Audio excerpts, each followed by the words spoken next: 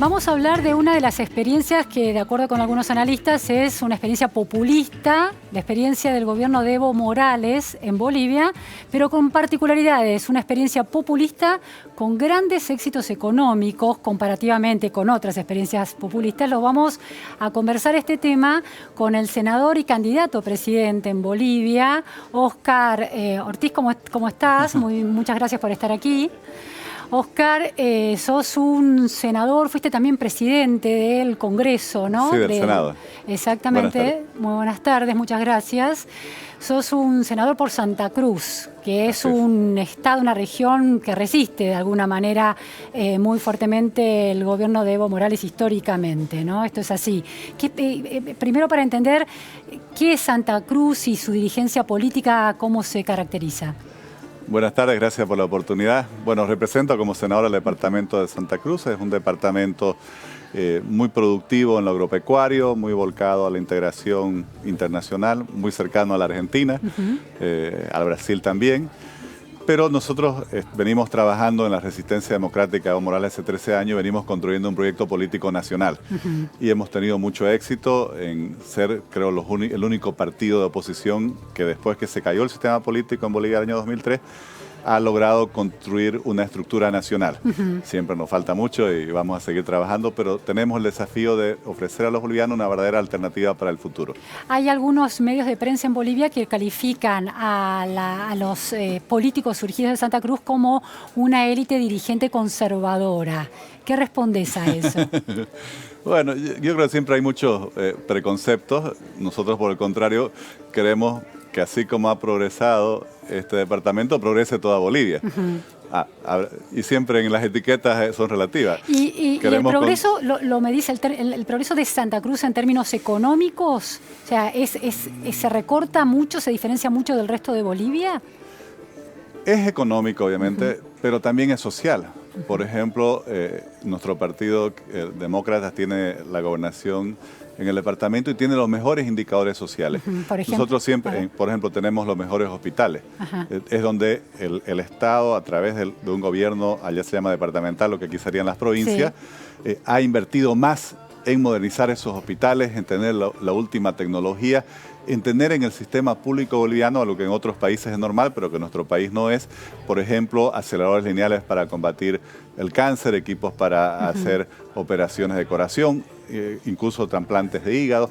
O sea, tenemos una visión de desarrollo que no es solo económico, es social. Por ejemplo, somos el departamento como la mayor cobertura de energía eléctrica, de agua potable, y eso es lo que hay que hacer en todo el país. Estamos trabajando intensamente para lograrlo.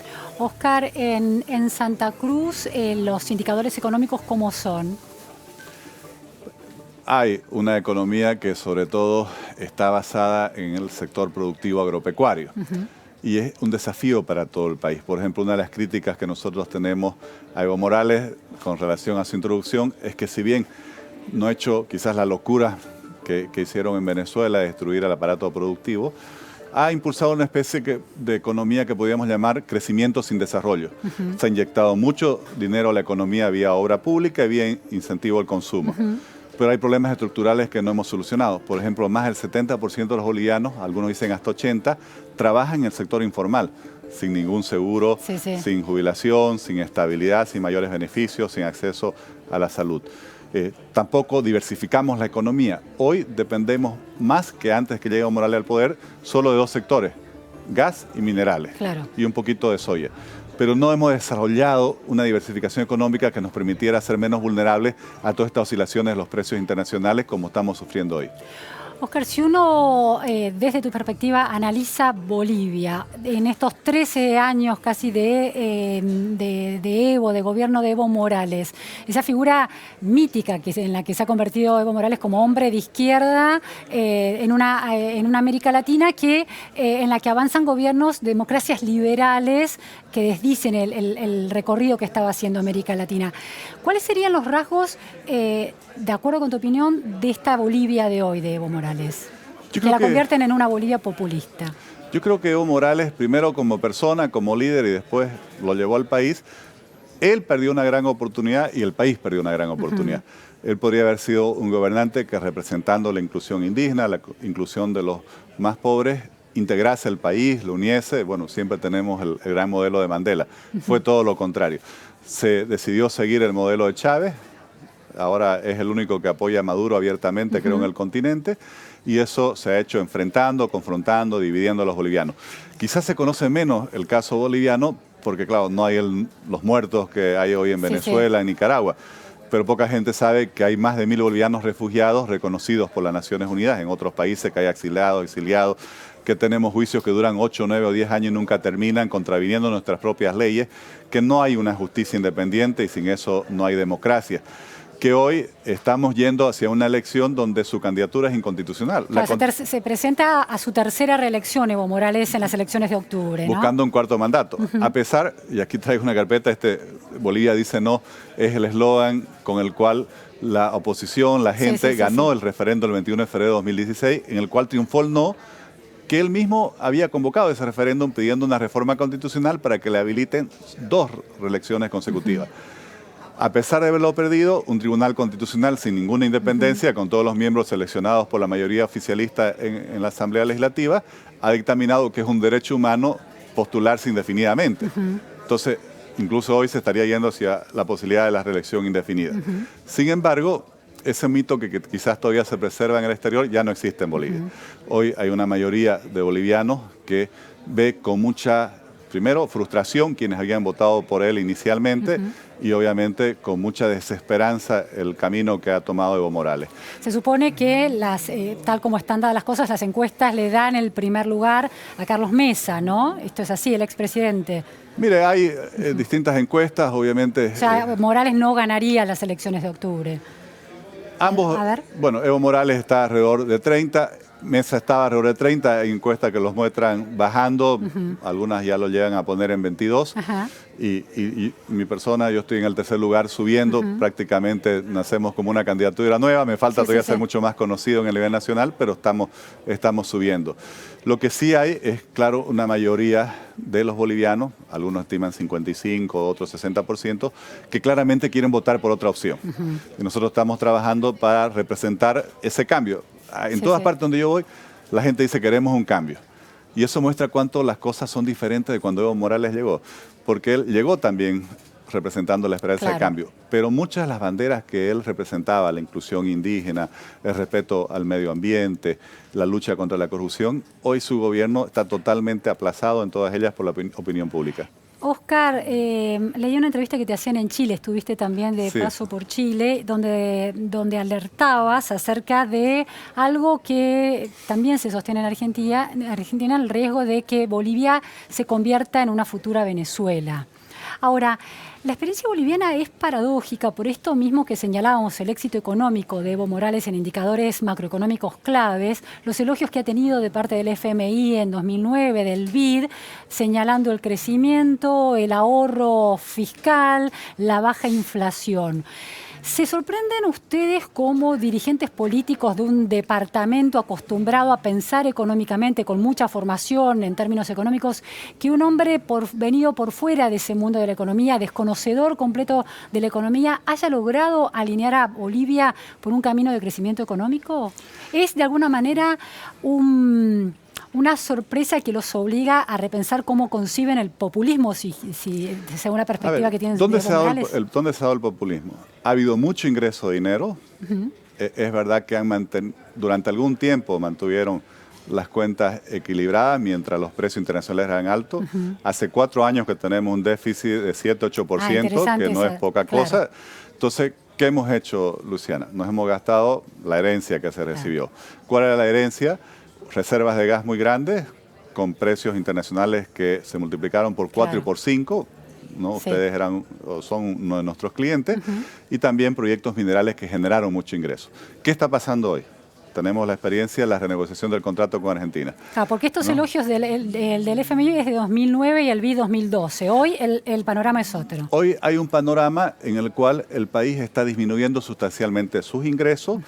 Las reservas de gas están declinando y no ha habido reposición de reservas. El gobierno de Morales durante 10 años se dedicó a gastar. Hoy está desesperado buscando con exploraciones nuevos campos. No se lo han encontrado todavía. En minería no tenemos ningún proyecto nuevo. y los cultivos agrícolas no han incrementado prácticamente en superficie. Sí se incrementó el valor por los precios internacionales. Claro, la matriz productiva sigue atada a los commodities del sector de hidrocarburos, de alguna manera, o de... Claro, sí.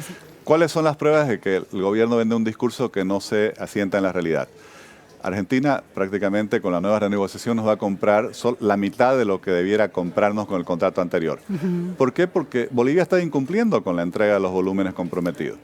Ayer el Brasil ha sacado públicamente también una amonestación, un anuncio de cobro de multas por incumplir los volúmenes. Todo esto muestra que ese discurso en el cual ellos asentaban la credibilidad, digamos, de su gestión económica, en realidad ha sido el gasto de lo que se recibió del pasado, que eran reservas de gas, reservas de proyectos minerales en desarrollo, y si bien no hicieron las locuras de Venezuela, no se destruyó el aparato productivo, por eso no hay escasez, el país no tiene... Es una diferencia importante esa. Yo no lo niego, pero uno se compara consigo mismo con las oportunidades que perdimos. El país perdió la década de mayores ingresos económicos en nuestra historia. No la invertimos en desarrollo, la invertimos en sostener la popularidad de un gobierno. Eso es lo que ha hecho Evo Morales. Oscar, ¿hay cifras creíbles en la Argentina durante muchos años? Uno de los, más allá de la crisis económica argentina, uno de los logros que se le reconocen a la gestión actual de Cambiemos es la credibilidad estadística del organismo que mide las distintas variables macroeconómicas y otros temas en Argentina, que es el INDEC. ¿Hay cifras creíbles en Bolivia acerca, por ejemplo, del porcentaje de gente que está en la pobreza?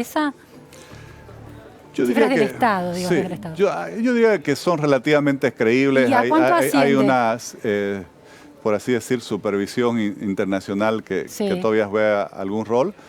Bueno, ahí lo que se ha bajado es la extrema pobreza, que ha bajado básicamente a la mitad de lo que había con estos ingresos y con los bonos que se han dado, ¿no?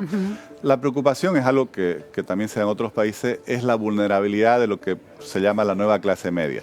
Porque vemos una clase media muy relacionada al sector informal de la economía, al comercio informal. Claro, esto que señalaba. Y cuando se contrae la economía, esta clase media no tiene ningún colchón, por así decir, no sé si usan esa palabra, no tienen una protección en la cual a mitigar, digamos, la caída. Ahora, si uno habla de porcentaje de pobreza en Bolivia, ¿de cuánto hablamos hoy en día? Argentina tiene 31% de pobres. Allá se diferencia la pobreza total con la pobreza extrema, ¿no? Sí, ¿y cómo son esos porcentajes? La extrema está alrededor del 20%.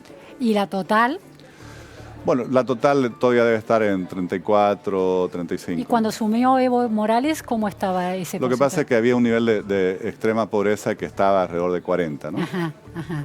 Okay, claro, era muy alto. Ahora, ahí hay mucho, yo diría, la trampa de los promedios. A ver.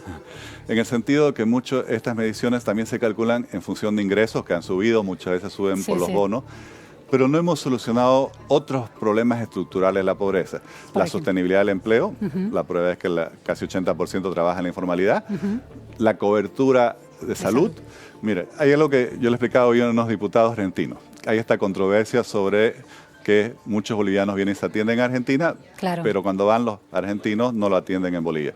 El problema es que en Bolivia no hay un seguro para la gente. O sea, no hay ni siquiera la atención para los bolivianos. Para el ciudadano boliviano que vive en Bolivia, hay un seguro que va hasta los 5 años y después para los mayores de 60. Y ahí hay un vacío. Ese vacío ahora el gobierno, que ha visto que la salud es un reclamo importante, entonces está tratando de hacer algunas reformas. Pero esa es una debilidad histórica que fue absolutamente abandonada con todos estos años de ingresos que hubieron. La educación se la ha intentado politizar, ideologizar con toda la filosofía de este gobierno. Eso no le ayuda a nuestros jóvenes a crear oportunidades hacia el futuro mediante una formación. No participa Bolivia de las pruebas PISA de la OCDE. No se ha negado porque dicen que esas pruebas responden al imperialismo. Es absurdo. Lo que necesitamos, por el contrario, es que nuestro sistema educativo compita. Como vamos en el fútbol a competir a una Copa América, una Copa Libertadores, en la educación también debiéramos competir para que se noten dónde están nuestras debilidades, cómo subsanarlas y cómo darle una formación competitiva a nuestros jóvenes. Si uno piensa en el gobierno del presidente Mauricio Macri, cómo reacciona a una gestión de 12 años que tiene, puntos muy críticos y muy cuestionables, ¿cómo lo ve un dirigente dirigente político que resiste de alguna manera lo que considera el populismo en su país, el resultado de una gestión antipopulista en Argentina con los resultados económicos actuales de Mauricio Macri. ¿Les preocupa que ese destino antipopulista no esté dando resultados económicos positivos? Bueno, primero, como espejo, digo, ¿no? Obviamente nos preocupa a todos. Argentina es una especie de hermano mayor para nosotros. Aquí viven cientos de miles de bolivianos, aquí se han educado muchísimos bolivianos y vienen muchos bolivianos. Ahora yo estuve con un grupo de jóvenes que están estudiando aquí. O sea, realmente lo que pasa en Argentina es algo que nos impacta directamente y esperamos que se pueda superar. Obviamente preocupa porque estas transiciones se ven difíciles, ¿no?